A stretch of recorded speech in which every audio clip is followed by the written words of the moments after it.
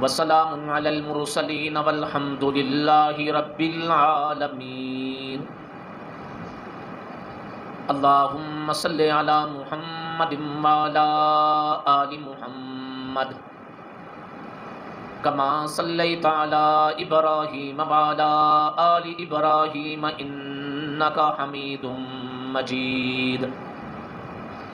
اللہم بارک علی محمد وعلی آل محمد کما بارکت علی ابراہیم وعلی آل ابراہیم انک حمید مجید۔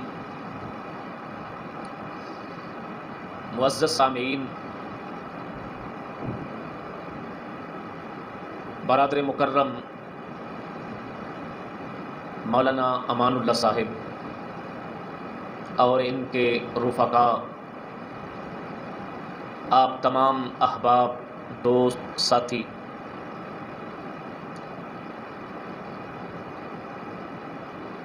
ماہ محرم الحرام 1445 ہجری 10 تاریخ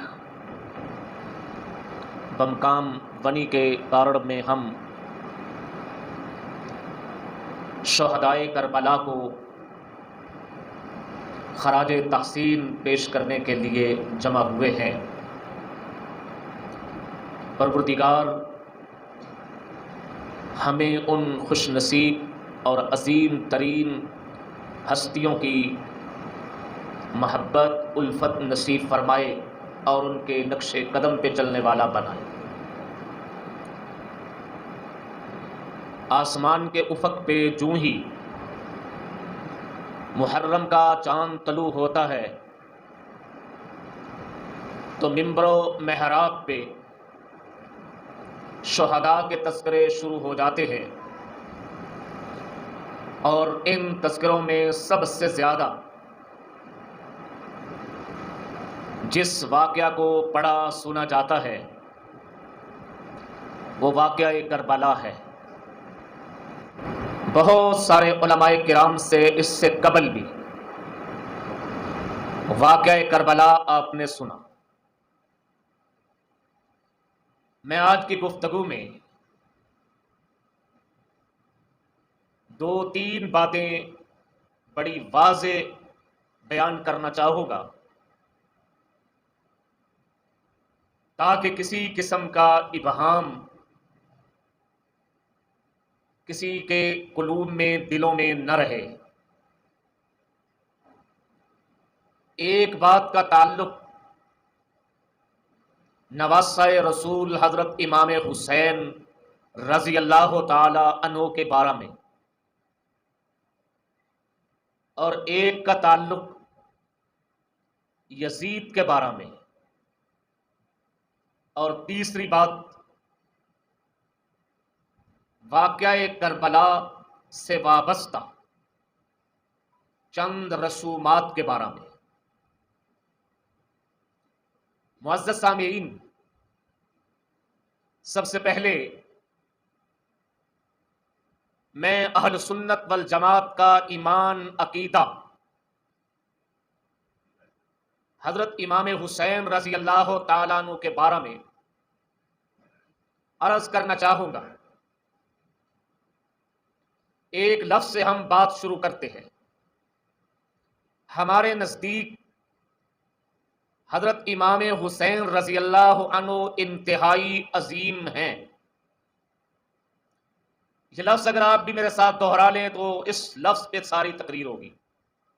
ہم اہل سنت کے نزدیک حضرت امام حسین انتہائی عظیم ہیں۔ عظمت کی بنیاد عام طور پہ 2 چیزیں ہوتی ہیں۔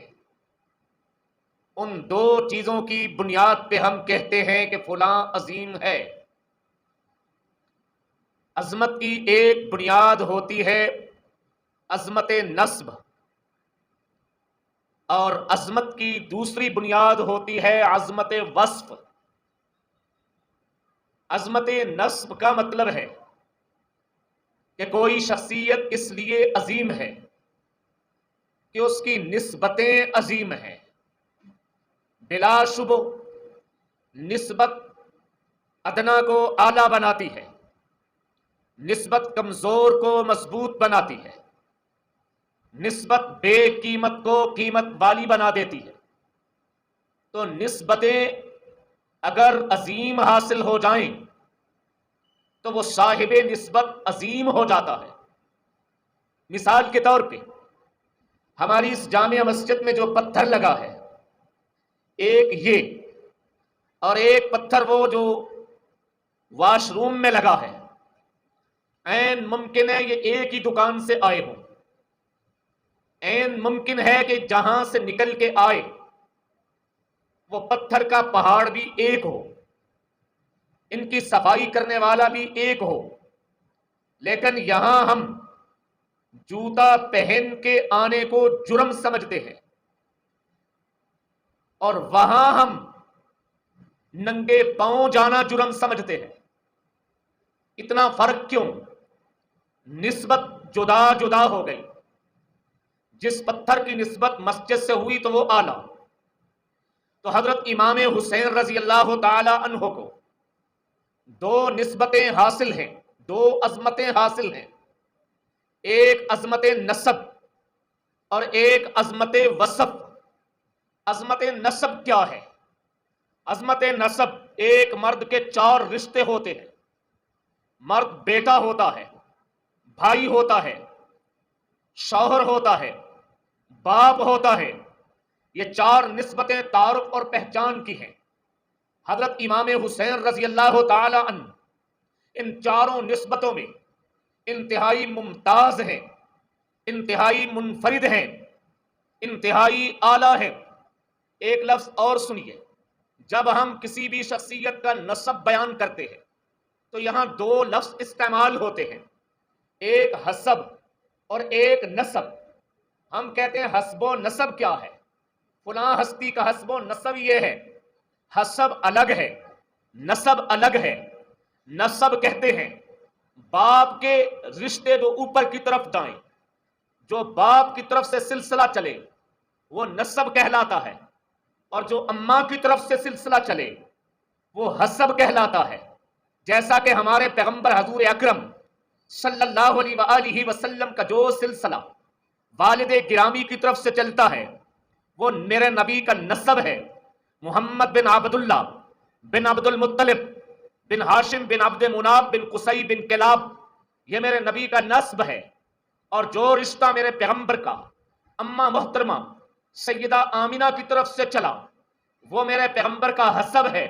سیدہ آمنہ بنت وہب، یہاں سے سلسلہ اوپر چلے تو یہ حسب ہے۔ تو وہ شخصیت بہت اعلیٰ سمجھی جاتی ہے جس کا نسب اچھا ہو، اور اس سے بھی اعلیٰ وہ سمجھی جاتی ہے جس کا حسب بھی اعلیٰ ہو، نسب بھی اعلیٰ ہو۔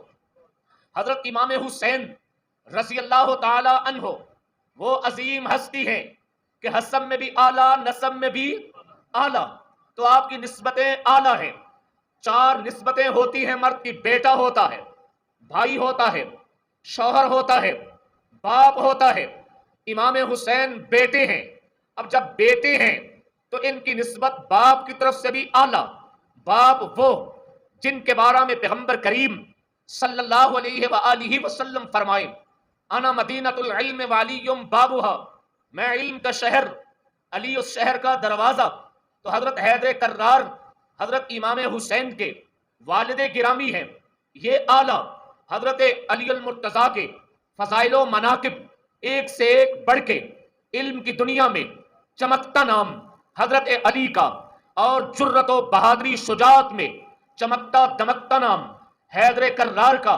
تو حضرت امام حسین باپ کی طرف سے اعلیٰ نسب والے، اماں کی طرف سے آئیں تو اعلیٰ نسب والے، اماں محترمہ سیدہ خاتون جنت سیدہ فاطمہ الزہرا رضی اللہ تعالی عنہا، اور سیدہ فاطمہ کی اماں سیدہ خدیجہ الکبریٰ، اور یہ مائیں دونوں یعنی کہ حضرت فاطمہ الزہرا وہ بھی شان والی، سیدہ خدیجہ الکبریٰ وہ بھی شان والی۔ اگر آپ سے کوئی یہ سوال کرے کہ قرآن کریم جب نازل ہوا تو نزول کے کلمات سب سے پہلے میرے پیغمبر کے کانوں میں پڑے، آقا کے سینہ پہ اترے، لیکن نبی کی ذات کے بعد انسانیت میں سب سے پہلے قرآن کس کے کانوں میں آیا؟ قرآن پہ کون ایمان لایا؟ قرآن کس کے سینے پہ آیا؟ قرآن کی تائید تصدیق سب سے پہلے کس نے کی ہے؟ تو آپ بلا تردد کہہ دیں گے وہ عورت حضرت خدیجہ الکبریٰ ہے۔ تو حضرت امام حسین اماں کی طرف سے بھی اعلیٰ، اور اماں کی اماں کی طرف سے بھی اعلیٰ، نانی بھی اعلیٰ، دادی بھی اعلیٰ۔ دادی وہ ہے جو حضرت حیدر کرار کی والدہ محترمہ، جس وقت ان کا انتقال ہوا، اچھا یہ بھی ذہن میں رکھیے، دادی محترمہ کا نام بھی فاطمہ، والدہ محترمہ کا نام بھی فاطمہ، یہ فاطمہ بنت محمد ہیں، اور دادی فاطمہ بنت اسد ہے۔ جس وقت فاطمہ بنت اسد کا انتقال ہوا، حضور صلی اللہ علیہ وآلہ وسلم کی چچی لگتی تھی، آپ علیہ السلام کو اطلاع ملی، حضور صلی اللہ علیہ وسلم کے لبوں سے یہ جملہ جاری ہے، ماتت امی، میری امی انتقال کر گئی، میری ماں وفات پا گئی۔ حضور صلی اللہ علیہ وآلہ وسلم نے فرمایا قبر کی تیاری کرو۔ جب قبر تیار ہو گئی، حضور صلی اللہ علیہ وسلم اس قبر میں خود اترے جس قبر میں حضرت حیدر کرار کی اماں نے آنا ہے، اس قبر میں آقا خود اترے، زمین پہ لیٹے، قبر میں لیٹ کے، تاکہ کہیں پہ کوئی کنکر، کوئی روڑا، کوئی ذرہ بھر بھی اونچ نیچ نہ ہو، اور یہ کہتے جا رہے ہیں اس قبر میں میری امی آ رہی ہے۔ جس امی کو، جس خاتون کو پیغمبر اپنی امی قرار دے رہے ہیں، وہ حضرت امام حسین کی دادی محترمہ ہے۔ حسب بھی اعلیٰ، نسب بھی اعلیٰ، حسب و نسب دونوں میں اعلیٰ ہے کہ پیغمبر کریم صلی اللہ علیہ وآلہ وسلم نے اپنی گود میں لے کے ان کا نام طے کیا، آپ نے ان کا نام نامی خود رکھا ہے۔ حسین بڑا خوبصورت نام ہے، نام بھی نبی نے رکھا، پیغمبر علیہ السلام نے کان میں اذان بھی دی۔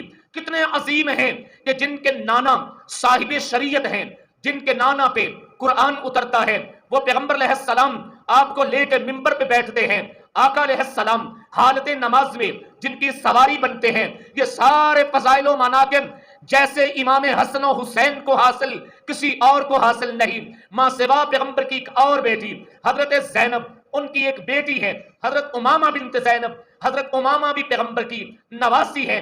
نبی علیہ السلام نے حضرت امامہ کو بھی اپنی گود میں لے کے نماز پڑھی، امامہ بھی پیغمبر کی گود میں آئی، حضرت حسین بھی نبی کی گود میں آئے، حضرت حسن بھی پیغمبر کی گود میں آئے، نبی کے کندھوں پہ آئے۔ پیغمبر علیہ السلام جن کے بارے میں برسر ممبر یہ اعلان فرمائیں، اللہم انی احبہما فاحب من احبہما، مولا میں اپنے نواسوں سے محبت کرتا ہوں، آپ ہر اس شخص سے محبت فرمائیے، اسے اپنا محبوب بنا لیجئے جو ان شہزادوں سے محبت فرمائے۔ آپ عظیم ہیں عظمت حسن میں، عظمت نسب میں، کہ نبی علیہ السلام فرماتے ہیں ہما ریحانتای من الدنیا، اس دنیا کے پھولوں میں یہ میرے پھول ہیں۔ اب حسن و حسین پیغمبر علیہ السلام کے پھول ہیں، نبی کے پھول۔ اچھا بتائیے نبی کے پھول خوشبودار ہوں گے کہ نہیں ہوں گے؟ جی خوشبودار ہوں گے، ان میں جو خوشبو ہوگی، پھول نبی کے ہیں تو خوشبو بھی کس کی؟ نبی کی خوشبو ہوگی۔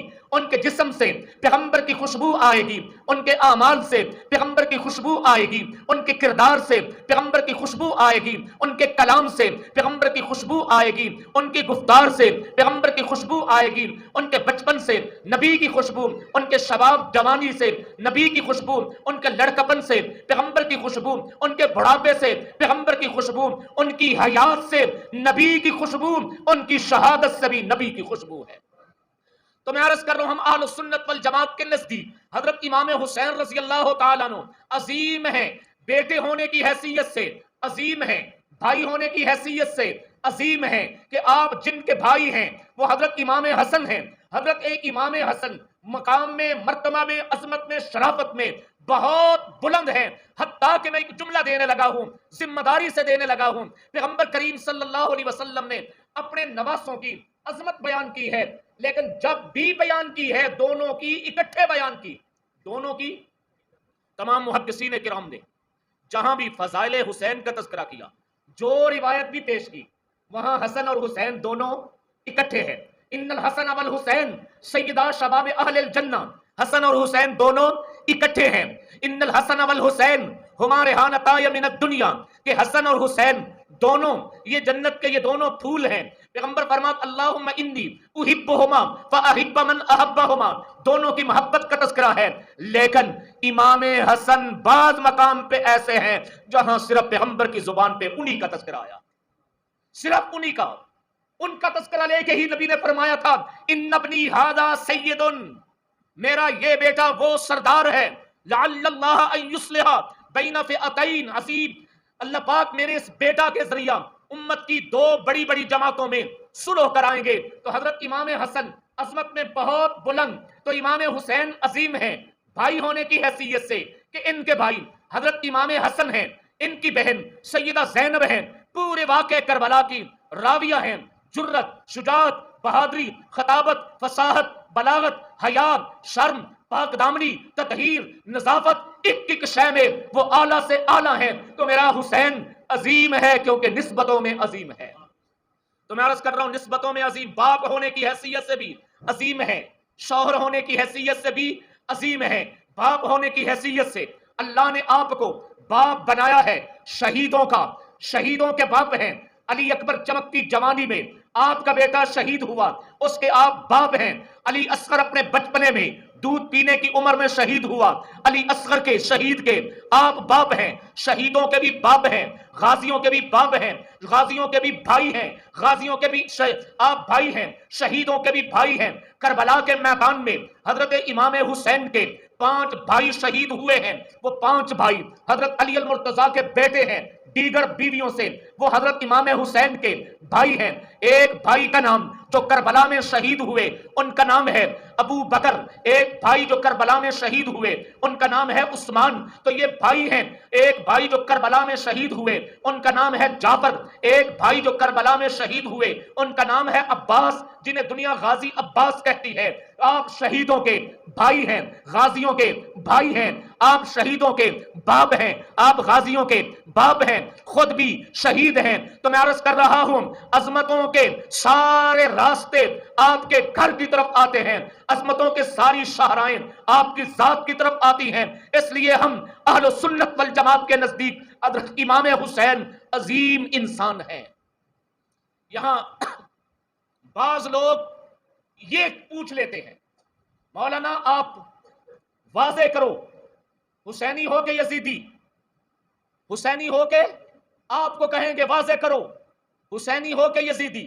میں ایک بات کہوں اور یارو یہ سوال کرنا ہو حسینی ہو کے یزیدی، کس قدر بے وقوف ہو سوال کرنے والے۔ سوال تو وہاں ہوتا ہے جہاں کوئی مقابلے میں پلڑا ہو، پھر سوال ہوتا ہے۔ آپ سے سیاسی میدان میں لوگ سوال کریں گے جی پی ٹی آئی کے ہو کہ نون لیگ کے، یعنی مقابلے میں سیاسی پلڑا ہے۔ آپ سے لوگ کہیں گے آپ پیپلز پارٹی کے ہو کہ ایم کیو ایم کے، مقابلے میں کوئی وزن ہے، پلڑا ہے، مسلکوں میں چلے جائیں۔ آپ سے سوال کریں گے آپ بریلوی ہو کہ دیوبندی، یعنی کہ مقابلے میں کوئی پلڑا ہے، تب سوال ہوتا ہے۔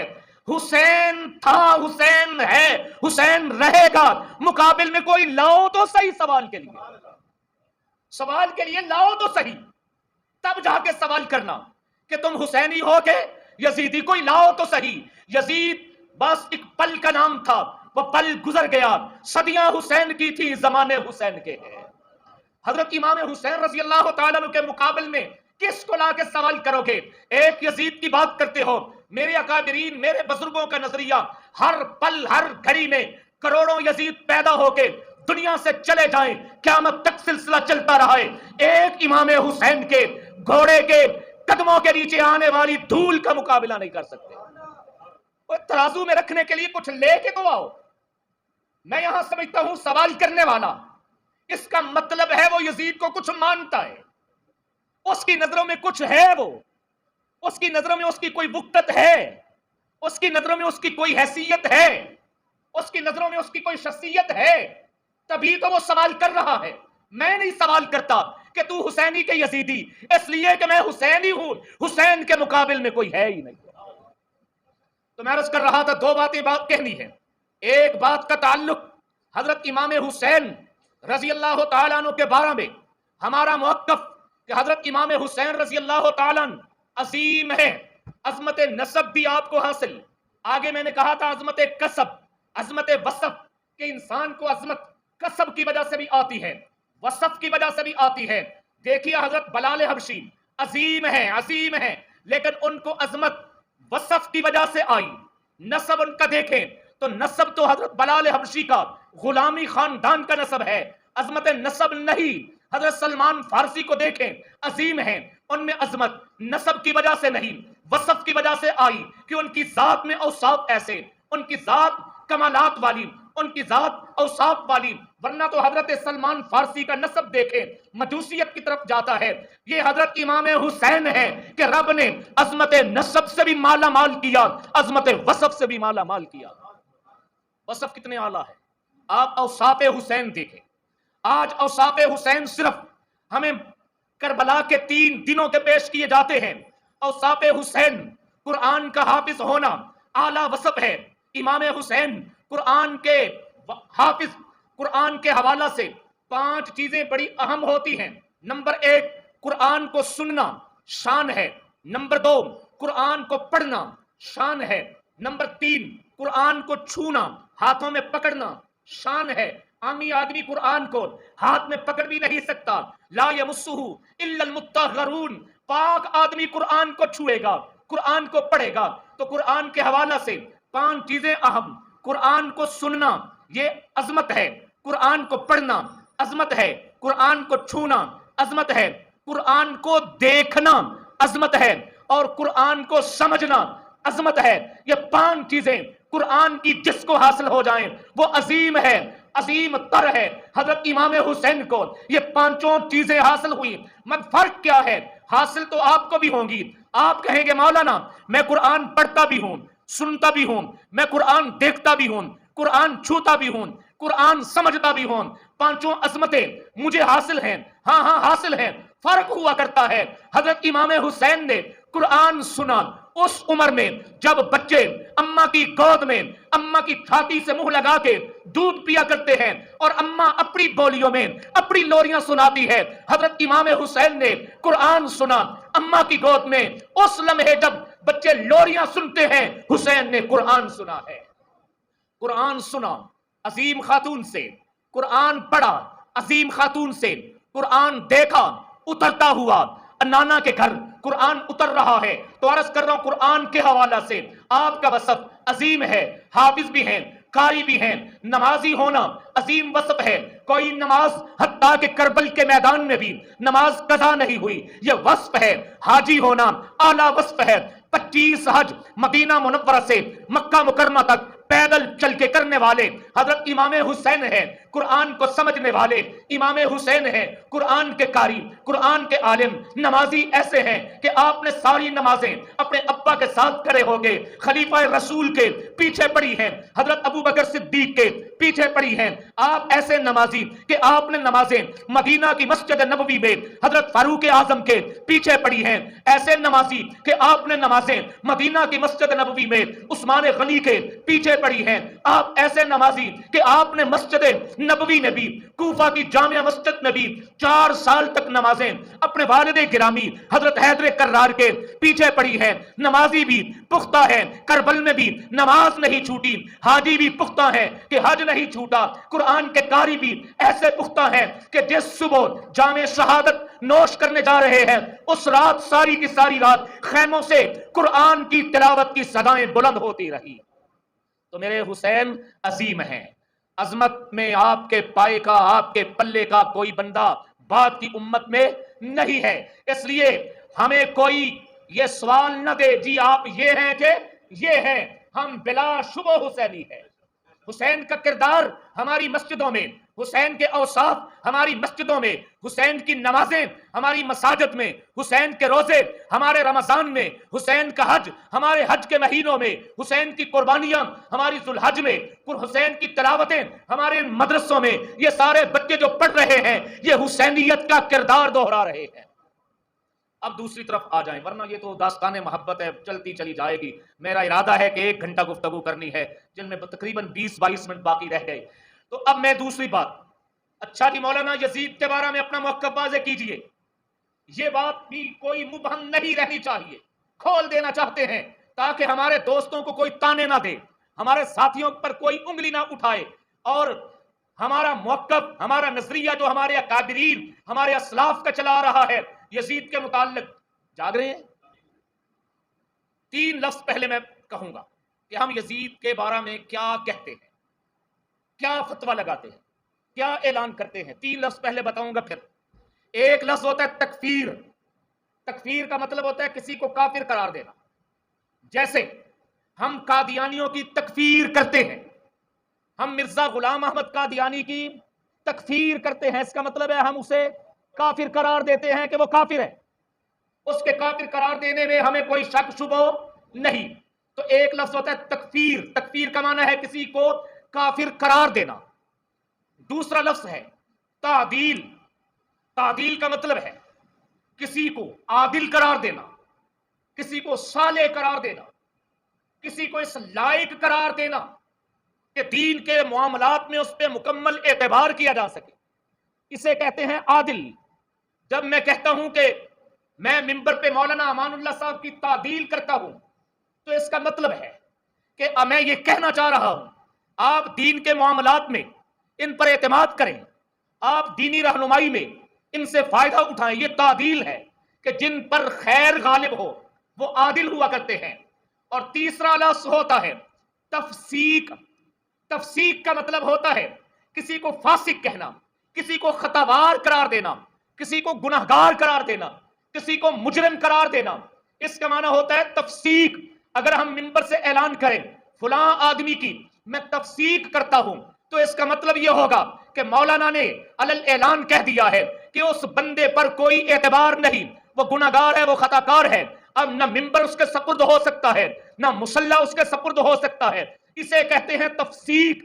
یہ 3 لفظ یاد رہیں گے: تکفیر، تعدیل، تفسیق. مولانا سے یاد کر لینا. پھر ایک بار دہراتا ہوں، مشکلیں: تکفیر کسی کو کافر قرار دینا، تعدیل کسی کو عادل قرار دینا، تفسیق کسی کو فاسق قرار دینا. اہل سنت والجماعت یزید پر ان تینوں لفظوں میں سے کون سا لفظ بولیں گے؟ ہمارے نزدیک یزید کے اوپر کیا حکم لگے گا ان تینوں میں سے؟ یہ آپ نے سمجھ کے جانا ہے. پہلا جملہ میں نے کہا تھا تکفیر، کافر قرار دینا. یزید کو پہلے دن سے لے کے آج کے دن تک میں ان کی بات نہیں کرتا جنہوں نے تو حضرت ابو بکر کو بھی معاف نہیں کیا، انہیں بھی کافر کہا. ان کی بات نہیں کرتا جنہوں نے حضرت عمر کو بھی کافر کہا. ان کی بات نہیں کرتا جنہوں نے حضرت عثمان کو بھی کافر کہا. ان کی بات نہیں کرتا جنہوں نے حضرت ابو سفیان کو بھی کافر کہا، جنہوں نے حضرت معاویہ کو بھی کافر کہا، جنہوں نے تمام صحابہ کو کافر کہا. وہ یزید کو کافر کہہ دے، میں ان کی بات نہیں کرتا. میں بات کرنے لگا اہل سنت والجماعت کی. اہل سنت والجماعت نے یزید کی تکفیر نہیں کی، یعنی یہ نہیں کہا کہ وہ کافر ہے، ہم اس کی تکفیر نہیں کرتے. دوسرا جملہ تعدیل، ہم اس کی تعدیل بھی نہیں کرتے. ہم اسے عادل نہیں کہتے، اسے صالح نہیں کہتے، ہم اسے اس لائق قرار نہیں دیتے کہ وہ منبر اور مصلی کا حقدار ہو. ہم اس کی تعدیل نہیں کرتے، تکفیر بھی نہیں اور تعدیل بھی نہیں کرتے. اگر کوئی تعدیل کرتا ہے وہ اہل سنت کا نظریہ نہیں اپنا رہا. آپ کہو گے مولانا اس کی کوئی سادہ سی دلیل. کئی بندے آپ کو مل جائیں گے کہیں گے یزید رحمت اللہ علیہ، کئی آدمی مل جائیں گے جو کہیں گے امیر یزید. کوئی دلیل دے کہ وہ تعدیل ہم نہیں کرتے اس کی. میں ایک بڑی واضح دلیل دیتا ہوں. یزید صحابی کا بیٹا ہے، یزید صحابی کا پوتا ہے. یزید نے صحابہ سے ملاقاتیں کی ہیں. اس دور اس زمانے میں آیا جس دور اور جس زمانے میں صحابہ سے روایتیں کی جا رہی تھی، حدیثیں سنی جا رہی تھیں. لیکن اس سب کے باوجود ہم اہل سنت کے پورے ذخیرہ احادیث میں، حدیث کی ساری کتابوں میں کوئی ایک کتاب بھی کھول کے دیکھ لیں، ایک روایت بھی یزید سے نہیں ہے. ایک روایت بھی نہ. امام بخاری نے روایت نقل کی، 7,000 کے قریب حدیثیں بخاری شریف میں ہے، 4,000 کے قریب حدیثیں مسلم شریف میں ہے، 2 جلدوں میں. ابو داؤد شریف میں ہے 2 جلدوں میں، ترمذی شریف ہے، نسائی شریف ہے، ابن ماجہ ہے، موطا امام مالک ہے، موطا امام محمد ہے، اور حدیث کی بہت ساری کتابیں ہیں. ان تمام کی تمام کتابوں میں کسی ایک محدث نے کوئی ایک روایت بھی اپنی حدیث کی کتابوں میں یزید سے نہیں لی. کیوں نہیں لی؟ حالانکہ زمانہ تو وہ تھا جب پڑھنے پڑھانے کا زمانہ، سیکھنے سکھانے کا زمانہ. آج میں اور مولانا امان اللہ صاحب یہاں پوچھنے لگ جائیں کہ آپ کہاں پڑھے ہو، ہو سکتا ہے یہ ایسے استادوں کا نام لے جو میرے بھی ہوں، مجھ سے پوچھیں آپ کہاں پڑھے ہو، میں ایسے استادوں کا نام لوں جن سے یہ بھی پڑھے ہیں۔ استاد اکٹھے ہو جائیں، پڑھنے پڑھانے کی عمر ایک ہو، سیکھنے سکھانے کی عمر ایک ہو، تو پھر استاد اکٹھے ہو جاتے ہیں، ملاقات ہو جاتی ہے اساتذہ کی۔ لیکن یزید جس زمانے میں تھا، ایک روایت بھی حدیث کی کتابوں میں کسی محدث نے نہیں لی۔ اس سے معلوم ہوا کسی محدث کے نزدیک بھی یزید عادل نہیں تھا۔ روایت لینے کا اصول یہ ہے کہ راوی عادل ہو، راوی کیا ہو؟ اور راوی عادل ہو تب جا کے روایت لی جاتی ہے۔ تو ہم اس کی تعدیل نہیں کرتے، تکفیر بھی نہیں، تعدیل بھی نہیں، ہاں تفسیق کرتے ہیں۔ تفسیق کا معنی ہم خطاوار قرار دیتے ہیں، ہم کہتے ہیں کہ اس کے اوپر ایف آئی آر ہے، ایک نہیں بڑی بڑی 3 ایف آئی آریں ہیں اس کے اوپر۔ واقعہ کربلا کی ایف آئی آر یزید کے اوپر ہے، اور واقع ہررا کی ایف آئی آر یزید کے اوپر ہے، انہدام کعبہ کی ایف آئی آر یزید کے اوپر ہے، نواسہ رسول کی شہادت کی ایف آئی آر یزید کے اوپر ہے، نواسہ ابو بکر صدیق کے قتل اور شہادت کی ایف آئی آر بھی یزید کے اوپر ہے۔ یہ بھگتنی ہے اس نے۔ جب اللہ کی عدالت میں مقدمہ لگے گا، آمنا سامنا ہوگا، ہمارے ہاں کسی ایک مقدمہ کے 2 فریق ہو جائیں، 2 فریق، ایک یہ گروپ مدعی، دوسرا گروپ مدعا علیہ، 2 فریق ہو جائیں، کیس عدالت میں چلی جائے۔ عدالت کس کے حق میں فیصلہ دیتی ہے بات کی بات ہے، عدالت سزا دیتی ہے کہ نہیں، بری کرتی ہے کہ نہیں، یہ بات کی بات ہے۔ لیکن جب کیس شروع ہوتا ہے، علاقے کے لوگ جس فریق سے ہمدردی رکھتے ہیں اس کی صفوں میں جا کے کھڑے ہو جاتے ہیں، جس سے ہمدردی ہو اس کی صفوں میں جا کے کھڑے ہو جاتے ہیں۔ عدالت میں جا کے جی کہاں ہے دونوں پارٹیاں؟ دونوں پارٹیوں سے مراد صرف 2 بندے نہیں ہوتے، بندے تو 2 ہیں مگر ان کے حامی 7 ہوتے ہیں۔ تو کل قیامت کے دن جس وقت اللہ کی بارگاہ میں، اللہ کی عدالت میں کربلا کا وقوع آئے گا، یزید ایک طرف، امام حسین کنبہ قبیلہ ایک طرف ہوگا، فیصلہ رب نے کرنا ہے، کیا کرے گا وہ رب جانے، رب کی مشیت، رب جو کرے، میں روکنے والا نہیں، ٹوکنے والا نہیں۔ لیکن اس عدل کے دن، اس انصاف کے دن، اس عدالت میں، اس کٹہرے میں کوئی ہمیں تلاش کرنا چاہے، اس دن کہاں کھڑے ہوں گے؟ تو ہمیں حسینیوں کے صف میں تلاش کرنا۔ ہمیں کہاں تلاش کرنا ہے؟ کہاں تلاش کرنا ہے؟ ہم کہاں کھڑے نظر آئیں گے؟ حسینیوں کی صف میں کھڑے ہوئے نظر آئیں گے، وہاں ہمارا شمار ہوگا۔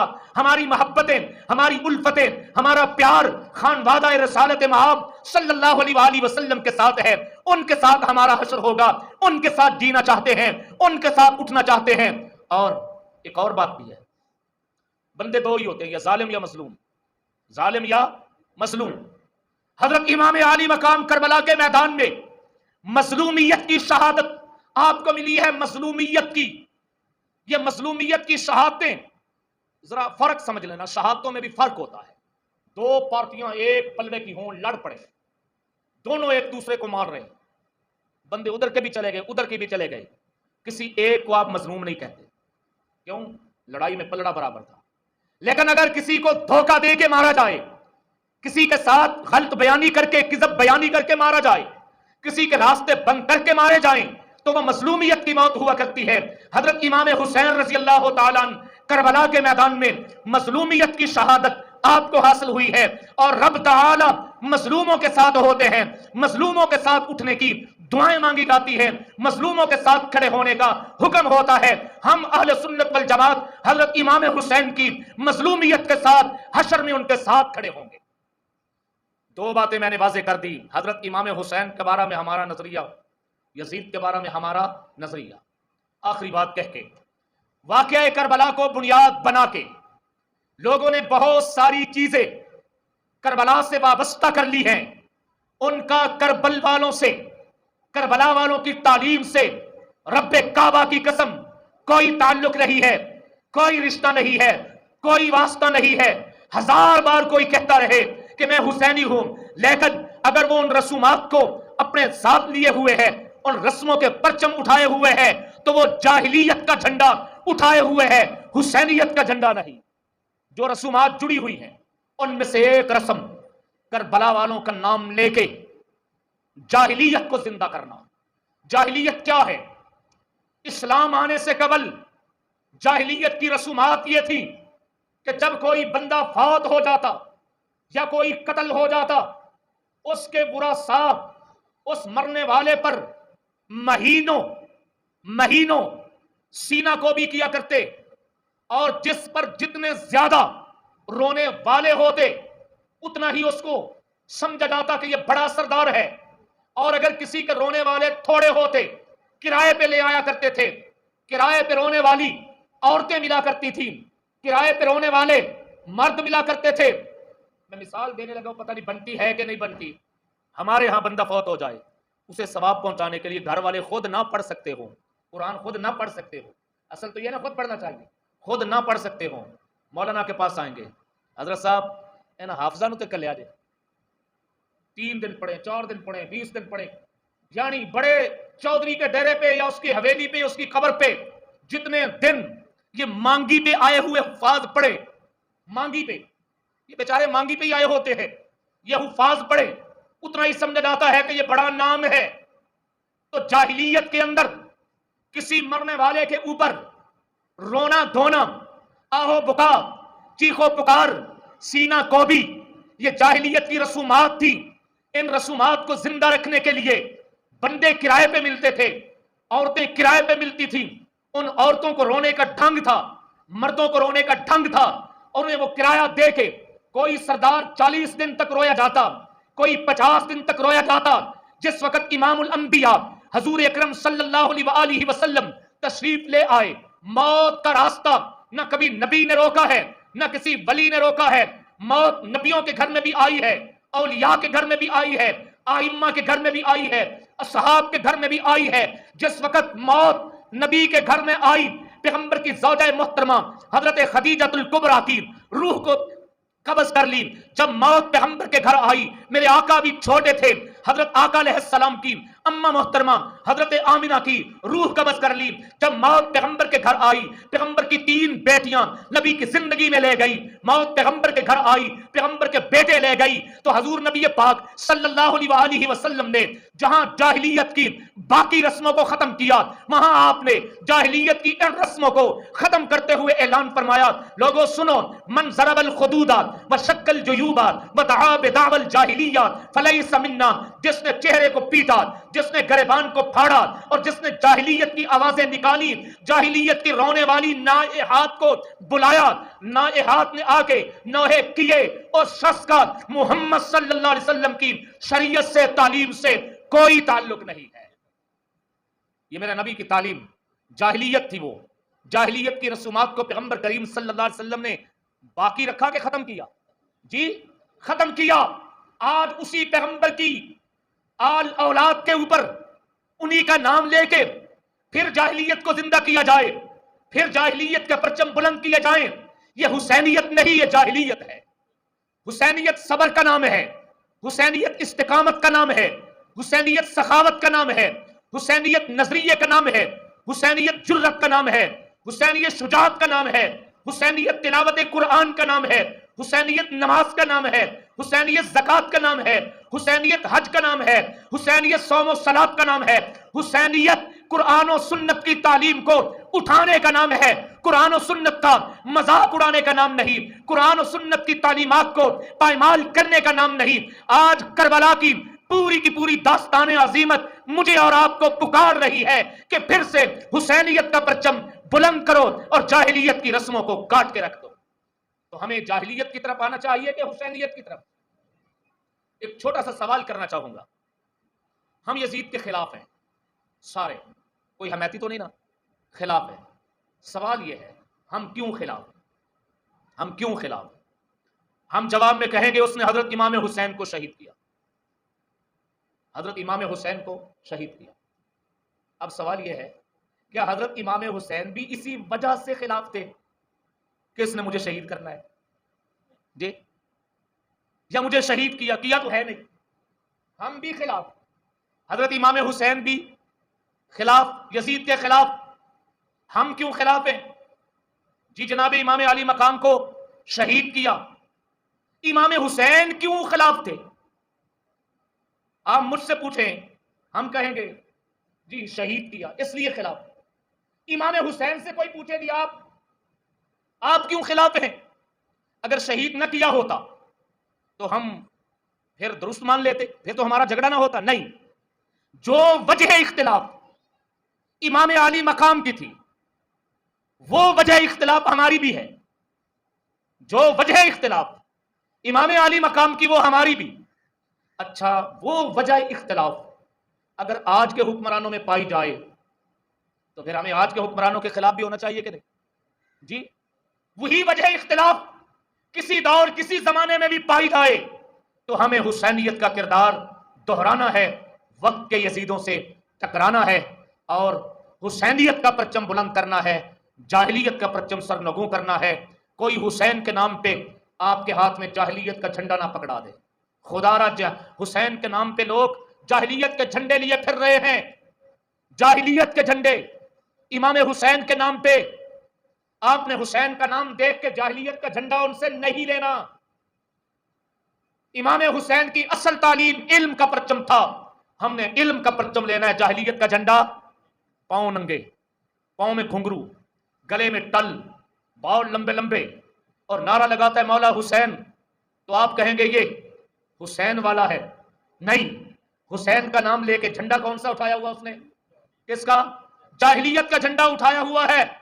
جس طرح قادیانی اسلام کا نام لے کے جھنڈا قادیانی کا اٹھائے ہوئے ہیں، قادیانی کا کلمہ سن کے ہم ان سے قادیانیت کا پرچم نہیں لیں گے، کیونکہ جھنڈا تو نام اسلام کا لے رہا ہے، پرچم اس کے ہاتھ میں غلام احمد قادیانی کا ہے. حسین ابن علی کا نام لے کے، اہل رسول کا نام لے کے جو آپ کو جاہلیت کا پرچم پکڑائے، جاہلیت کے جھنڈے پکڑائے، آپ میں اتنا شعور ہونا چاہیے آپ ان پرچموں کو وہیں پہ سر نگوں کر دیں. اٹھانا نہیں ہے، علم کا پرچم اٹھانا ہے. حاصل کرنے کے لیے اس ویڈیو کو شیئر کرنا مت بھولیں.